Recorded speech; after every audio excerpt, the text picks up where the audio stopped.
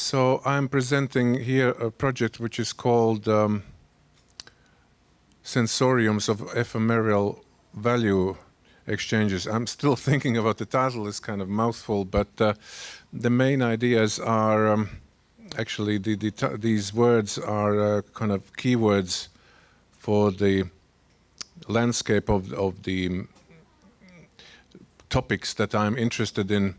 And briefly, my background is actually classical arts. I have been studying painting in the very beginning, but then also quite soon I realized I am interested also in moving image, and I have been then further studying in Sweden and Germany computer art and interactive audiovisual media.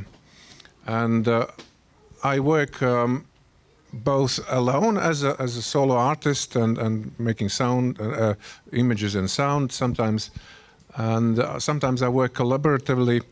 And just as a kind of little reference to this topic that I'm talking today, there is one project we did together in 2002 with my study colleagues at the Academy of Media Arts in Cologne, Germany. We did a project called the BIOS, Bidirectional Input and Output System. We built this headset which used all the EEG device, which reads some kind of impulses, electric impulses from stimulation of eyesight. And we kind of established sort of feedback hybrid technological and physiological feedback loop, and the person could see sort of light flashes in front of his eyes, which got a bit more active. You could induce this feedback loop. And later I have, beyond my artistic studies, I've been also doing research about, for example, interactive television. There was a huge European research project about thinking of new ways how both production and consumer side of the future TV could look like, controlling multiple streams of data. And I became interested also through my current studies, which is also related to my ongoing doctoral thesis about the data visualization. And I'm taking as a source of data financial markets, also these alternative markets like cryptocurrencies. And so I'm going to talk about the notions of a market society and the representation of value in these kind of social settings, and also notions about gamblification and gamification of investment, rise of dopamine culture, and aweism. So about these market economy, which is becoming a market society. So sociologist Michael Sandel, he described last several decades that we are moving, making this transition. And more generally about, actually I'm seeing different, right. So, also more than 100 years ago, George Simmel stated or kind of noticed that reality and value are mutually independent categories, and through which our conceptions become images of the world. So the representation of the world is not the same. And when we talk about financial markets, we see these, we have this lot of data which,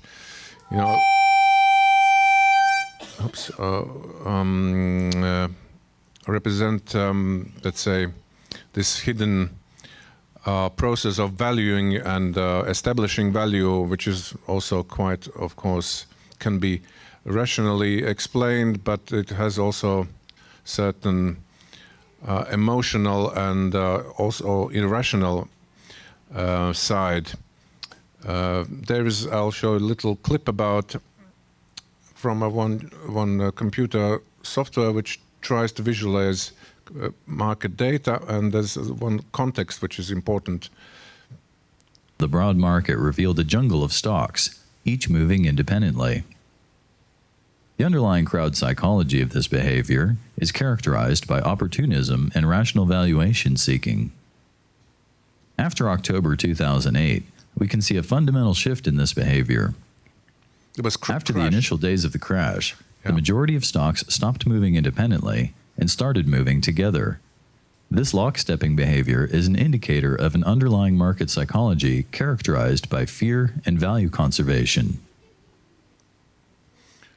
So in certain situations, the valuation of either assets or financial instruments, they become partially irrational, that they don't represent this. They're kind of seeking the real value of it, and we have experienced these also various bubbles of. Starting from, I don't know, some most famous ones in tulip mania in something that was 17th or 17th century. So you go through these phases where people, obviously, they want to earn some money or become even rich. They would like to find a certain kind of new product which will be so successful that they will become, will get media attention, and then you come to the phase of enthusiasm and kind of public euphoria, and when it goes to up to the goal, people sometimes become really irrational in their the actions, and that unfortunately this behavior, it is not that it can happen also to quite intelligent people. Like for example, there's this famous example about Newton, inventor. He in 18th century he invested in this South Sea stock, and you see these stages. But in the beginning, he that was this. I think it was the laser sometime.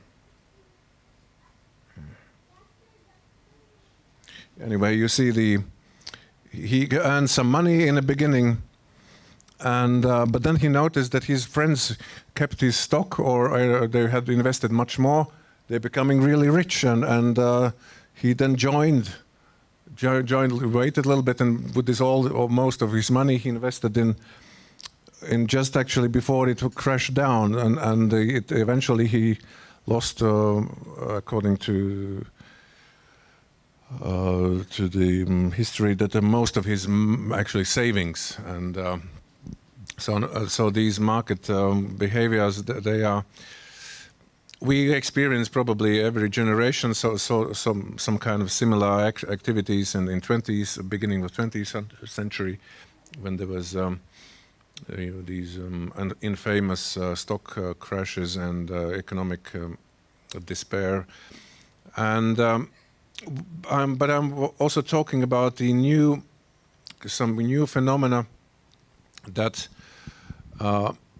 is related to this gamification on investment, and sort of making the complex economic activities, which are in fact like investment, that there's certain forces or opinions on ideas that is necessary to sort of involve much more parts of society which we usually would not participate in. And there is this famous example about Robin Hood app. I don't know if it was actually available in Europe, but it was kind of opportunity for the small person, average person, to become investor, and their slogan said investing shouldn't have to be that hard, and but that so they made these interfaces for people to use on their mobile phones, and instead of even kind of talking with your investment agent or these previous complicated and costly entry options. And sometime later, we saw the effects of this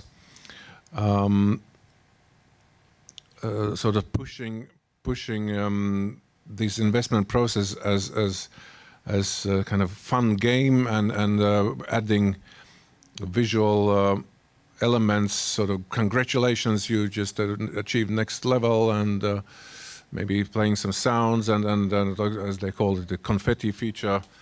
And it was noticed that it is creating a problem, and there is just, I picked up a few headlines from many that even market and investment supervising authorities are paying attention that as actually a problem. And not only that also big pension funds, they have been using alternative investment for, they've been using more or less for the last 20 years, but the amount and share of these kind of risky alternative investments, they have risen from, here the statistics, from 8 to more than, or up to 24% already, which is affecting probably a lot of some of us at least, probably, and some are observers are painting kind of doom that this gamification investment, it will create new generation of investors to being born to lose. And so there was this idea about, for example, alternative finance. Some call it decentralized or blockchain, and sort of remove the greedy bankers, but they apparently sometimes that has not happened, and it has created a new layer of predatory systems that, by providing ease of investment or kind of interfaces, they hide quite complex mechanisms how this money is circuiting around and sometimes disappearing. And there has been research about these different stages from, for example, when the promise of cryptocurrencies were anonymity and independence, which in a way is kind of work, but a lot of this anonymity is actually already gone, and it is also related to change in legislation, for example, making it a bit more complex to use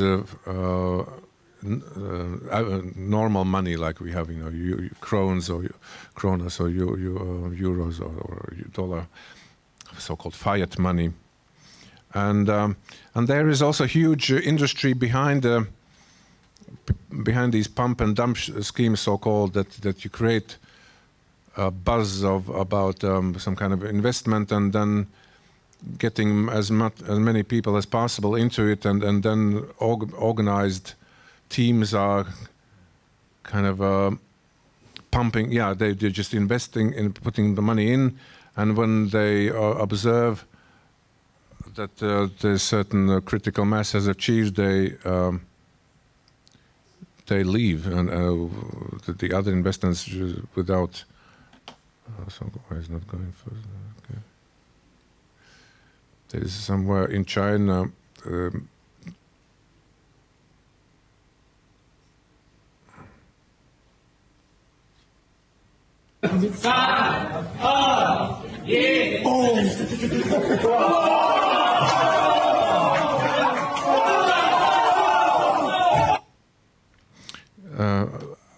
I I have not been to China, but I was told actually that in China the red and green is swapped. That if it goes down, it actually becomes green. Whereas this is normal stock change somewhere. Once again, guys, we are a big time even bid here now, guys. 72 even offer. 68 evens are trading. Guys, 70 even bid here now. Once again, 70 evens trade. 71 even bid here now with the 72 evens are trading. Guys, 70 over here. It was also recorded during some market crash, so maybe a decade or two ago, which was probably televised live or recorded. And I've noticed a researcher from Poland, Marcin Krawczuk, who is interested in visual representations of financial markets, and he had quite an interesting article called "The Financial Chart: A Tool, Expressive Visual Object, and Performative Agent," where he states that these financial charts are not just kind of passive, neutral record of financial exchange that takes place, but it attributes also kind of it can become sort of a tool of manipulation, and because in this market behavior and also especially this psychological side of the market trading, there are many metaphors who have a kind of these metaphors are quite violent. The researcher Caitlin Zaloom, she has researched these violent metaphors, and she kind of focused it on that. Although there are also some other which range from, let's say, from performance competition, extremes, combat, fear, power, gaming, pleasure, even sexual activities and eating, and the even language in these internet forums for traders. They use also some come really from old age, like escape from under the axe, or kind of capital punishment, or dismembering a person, and not to catch falling knives and get screwed, and that kind of. So this is one dimension, and of the sort of technologically advanced psychology manipulation, psychological manipulation. But there is this other trend that some people have started to notice, that we also experiencing transition from through the either social networks and the mediums, how we consume news or entertainment. It becomes from, for just an example, playing a sport, or becoming like watching a sport, or gambling on a sport, or watching how somebody is watching a sport, so that kind of phenomena. Or from gaming, that you watch the game, then you're watching how somebody is playing the game. It's quite popular, these YouTubers. And these video clips are becoming shorter and shorter, from music, from albums to tracks to like TikToks, sometimes last for, I don't know, 30 seconds or less. And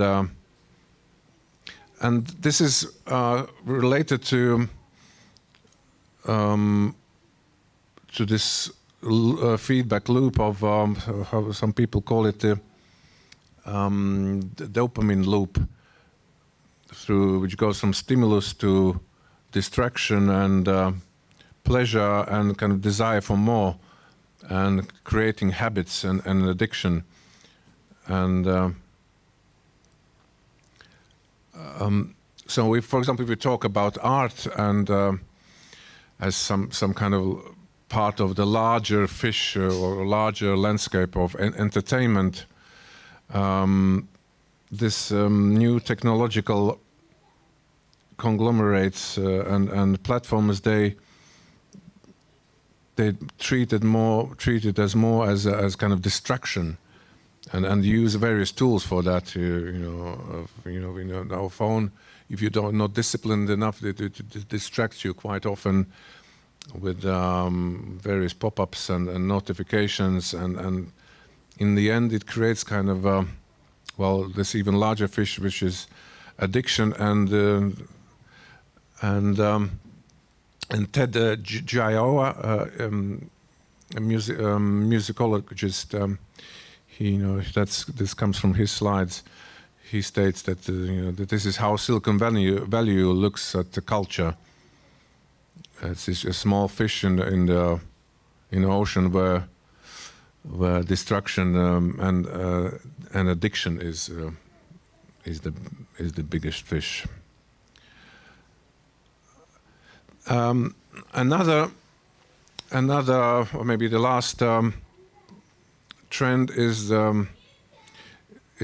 proposed by philosopher Phil Zuckerman, who proposed a notion of aweism, which comes from this English word awe, to some kind of sublime, being overwhelmed by something huge or extremely beautiful or sometimes scary, and you could sort of glorify it. It's before it was from this aesthetic awe. You probably quite often also use the word sublime as some kind of a zeitgeist of this new society. That we are looking for this sensation of awe, and that we are being dragged by this, and so we seek this thrill or being surprised or kind of amazed by either some representation or experience, and either it goes from like huge concerts, or now they try to simulate that with the immersive headsets. So virtual reality is quite potent in that, as this aweism as some kind of non-religious alternative for atheist behavior or philosophy. So I'm now coming back to my own artist and researcher approach, which is also related to my ongoing doctoral thesis about audiovisualizing live data. And there is this research field which is called immersive analytics, and it is fusion of recent developments in visualization, auditory displays, sort of displaying data through sound, and computing, machine learning, and neuroaesthetics, which is also a field where not only new discoveries and methods of observing a physiological reaction of humans to different kind of experiences, that there are also some of these methodologies can be used for artists, and they approach it. You don't have to necessarily be in a lab, but use certain algorithms or sensors for that. And well, this is probably quite small, but the book recent book by Christian Stiegler, Austrian researcher, the 360-degree gaze.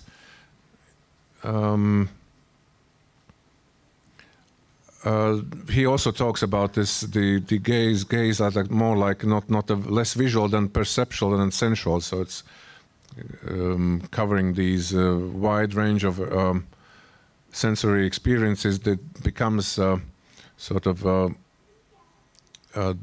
both mechanism of authority and power. And for this immersion, there is also a certain area which, of course, it's being researched at the moment, and so I'm getting closer to my artwork. Is that so? I use this financial data which I can get through various access points, and here you see this typical market chart, which I try to move away from, let's say, these representations of these traditional charts, and allowing some artistic liberty. And this is the technical side that I'm using, some process which gets this data from these online trading exchanges, which as difference to normal stock trading, it happens 24 hours a day, all the year around, and I feed it into three graphics engine and sonification algorithms, and well, some of that is working already. Some of that still have to work, and I use some all the established methodologies, for example, connecting sound and image, which are not. It's just I'm showing this picture just an example that people have been trying to classify that, and but I'm not following this particular one, but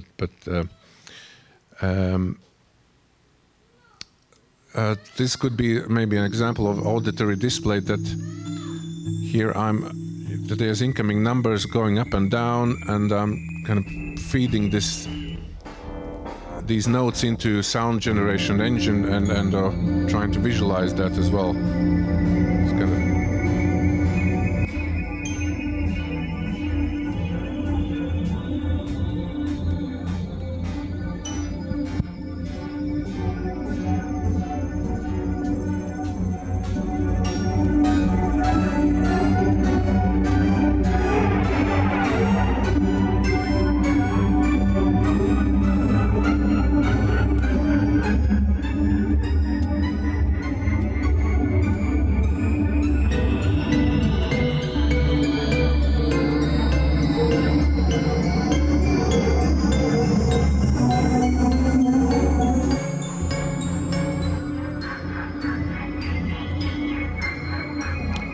it's the kind of working process just recorded. It has not necessarily made it to the artwork yet, but I'm using some of this.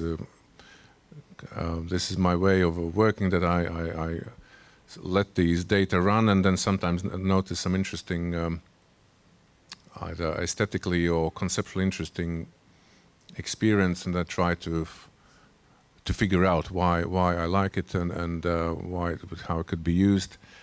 And there is also other aspect of emphasizing the spatial, three-dimensional space as expression, part of the artistic language. And there, of course, there have been people also thinking about that, and even trying to make notification systems for example, for sound, organizing sound in space. We still have to work set up in lab here, maybe because it's kind of work in process, and it also comes in this new trend of fusing different areas, for example, audiovisual art or sonic interaction, cognitive psychology, human-computer interaction. These two researchers, Nuno Correia and Atao Tanaka, for example, have proposed this AVUI, audiovisual user interface, as a kind of platform where the interface is becoming part of the artwork experience itself. So there's also some elements that I've been kind of playing around with, kind of having imagining space as a full with the data and having like a peek hole in that space.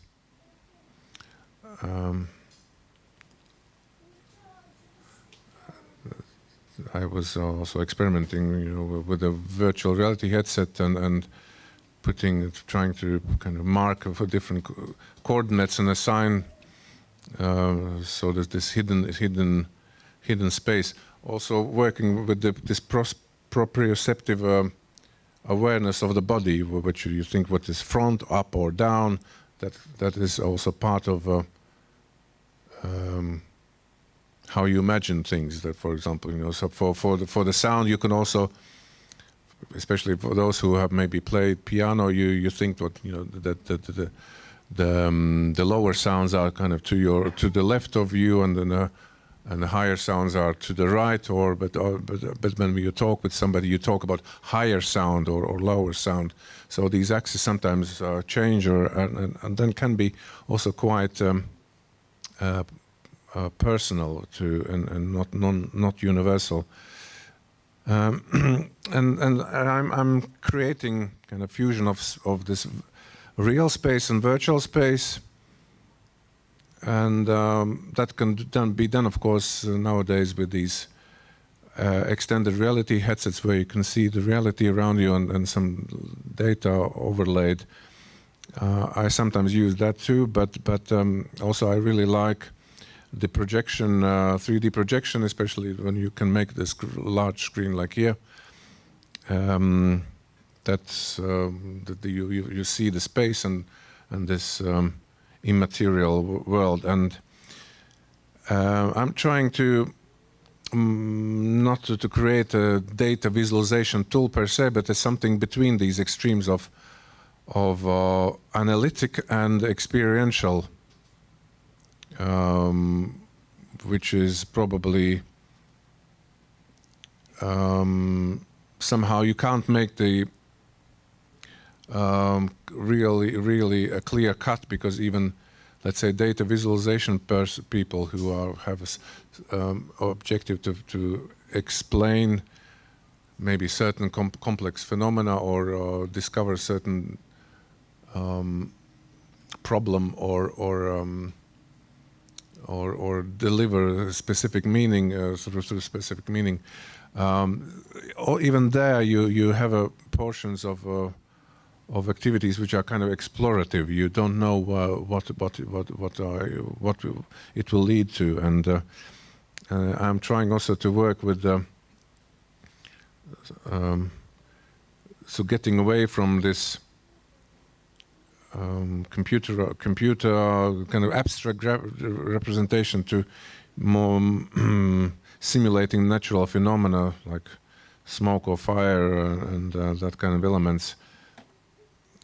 Here, there's just again still playing around with these.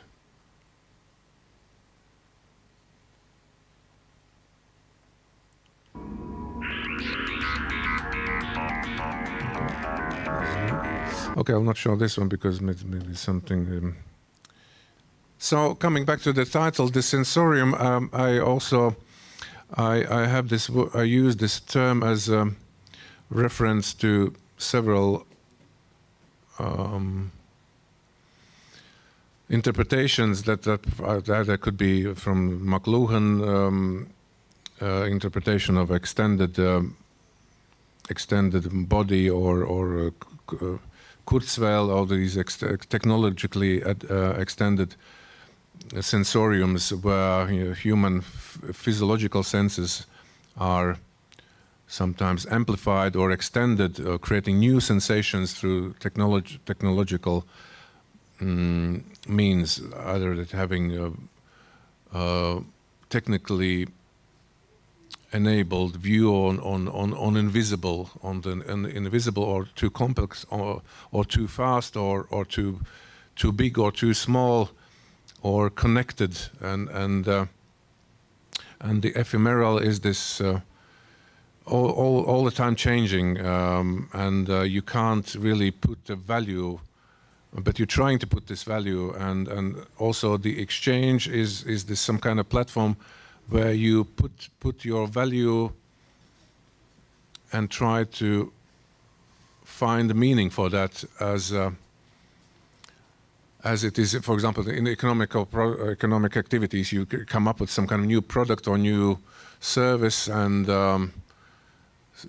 sometimes it's just for somebody to making the people believe that you actually need it. Nobody has even thought about that, and so this value is being created by by other people, either sort of joining this idea or abandoning. And my artistic vision is that I try to sort of visualize or sonify these invisible processes, and which have maybe sometimes also to do with kind of this bridging this inner image of things which are probably for each of us is quite unique or different. And artwork, also some people also say also science is this bridge between joining this external world where we sort of agree this is a sofa and this is a lamp or a floor, but then this other interpretation can be quite different for each of us. And few notes about also the sound material. I have studied music before and played a little bit of piano or some synthesizers, but I have used also a number of artificial intelligence or kind of new algorithmic tools to create some sound elements from just, for example, typing some little poem, which can be also written by a kind of script or AI. For example, I started by write me a poem about market euphoria and crashing experience. So it wrote me some kind of a little bit silly poem, and I maybe kind of looked at it and swapped a few lines that I fed into a music generation machine, which created, for example, this melody was created by this algorithm. Then sometimes I also do some additional editing and also real-time sound effects, which can sometimes also quite, it's kind of randomized, and if it runs as an installation, it's usually is kind of generative. It never really repeats like in entirety. There's some certain scenes which are generated, but like a playfield. But then within this playfield, some unexpected things happen. And so what I'm exhibiting here is, I have to warn you, maybe also disappoint you at the moment, that it's still in work in progress. We have been setting this up for several days, but there was some equipment which arrived was not matching the description, and we were trying to figure out it. It took away some of this planned time, and my residency, which is supported by European Festival Association, is it? Yeah, it is meant that I spend like kind of month here in Prague. So I will be gone for 1 week, but I'm coming back again for 1 week, and I will be working on this project. And today you will see some kind of like a preview of it, but maybe if somebody during these other programs, program items. During the next weeks, at some point, there will be announcement on either website or some social networks that there will be additional views of the project will be a bit more mature. Just today, we set up these other two screens from which one is still not working. Some we have to be fixed, so it's developing. But there is also new material. Will be coming, and also taking data from internet. And today it's kind of recorded, some recorded elements, but it gives you the kind of a taste of it. So, but yeah, that's it from me to now. And unless anybody has a kind of urgent question, or yeah, please, yeah. Maybe I got confused, but to me it seems that. Oh my goodness! Thank you. I was saying maybe I'm confused, but the aesthetic you made, and also the fact that you are using AI and also you're using data. It seems to me that instead of like criticizing the Silicon Valley idea of art, you are supporting it because you are using tools and also aesthetics that basically are provided by them. So what's the point for you? How you believe that you can, let's say, effectively criticize and reveal that vibe that Silicon Valley is continuously providing to the world and making everything too fast and too obvious and, you know, and without a meaning, let's say, losing the meaning. No, you have a valid point that the tools we use so they can leave a kind of imprint or of the work. But on the other hand, I immediately say that I'm using the tools which exist today. I'm living in the beginning of 21st century. I could still paint using either oil painting or something, and I have some ideas about that actually, to kind of fusing that. But currently, I'm working with these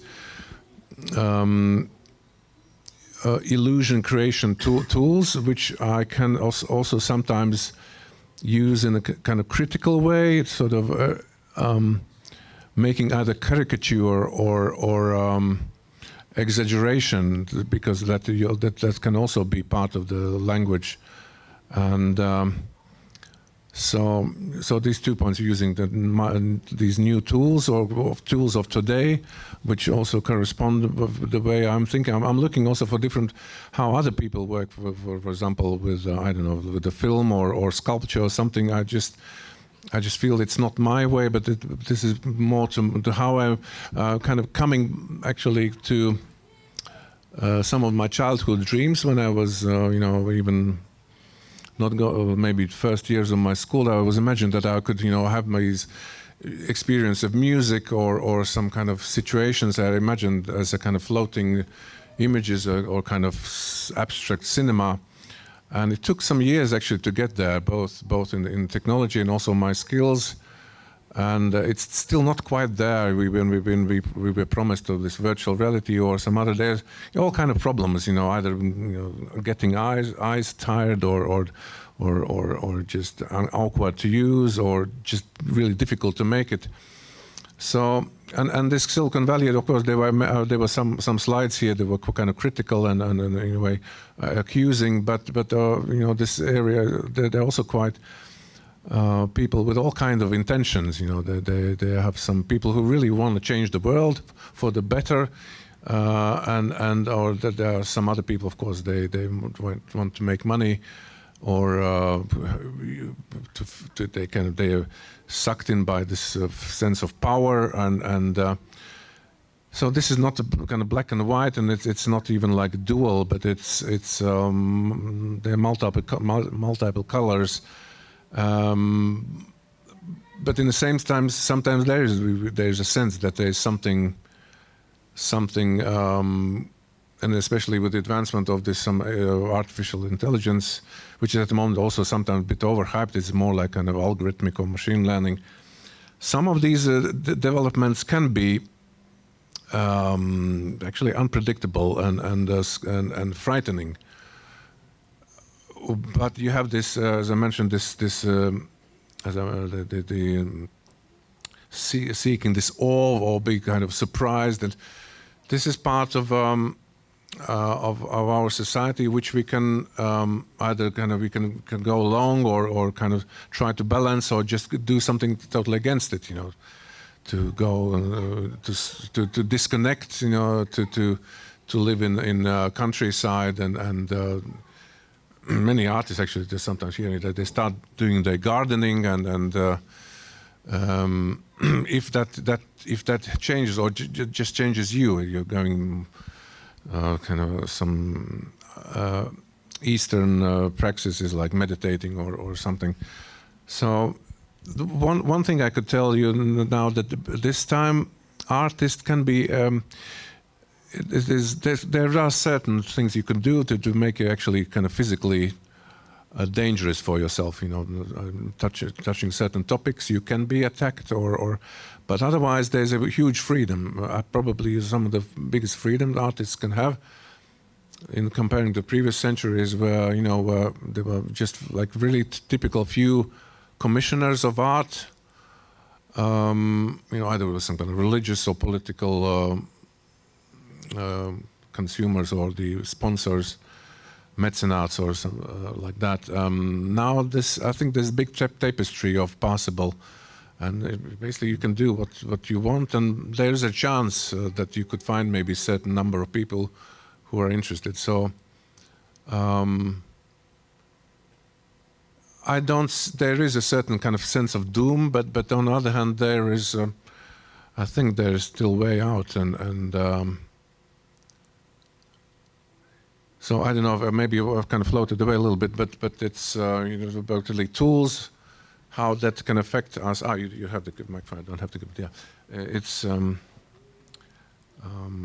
well, for example, to generate these images, I don't use like one specific software. I use like 3 or 4 3D engines and mixing them together, and sometimes using something like 30 years old technology with something like which was created last month, and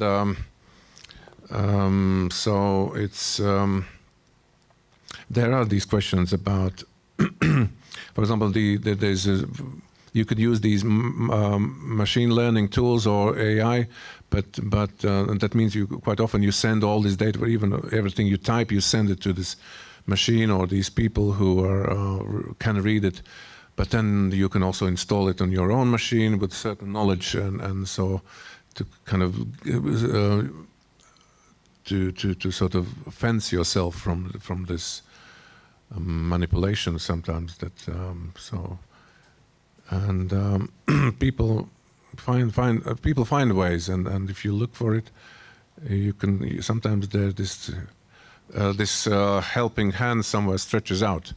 So there are these partisans or kind of weird experimenters who go against the flow, who go against the crowd or madness of the crowds.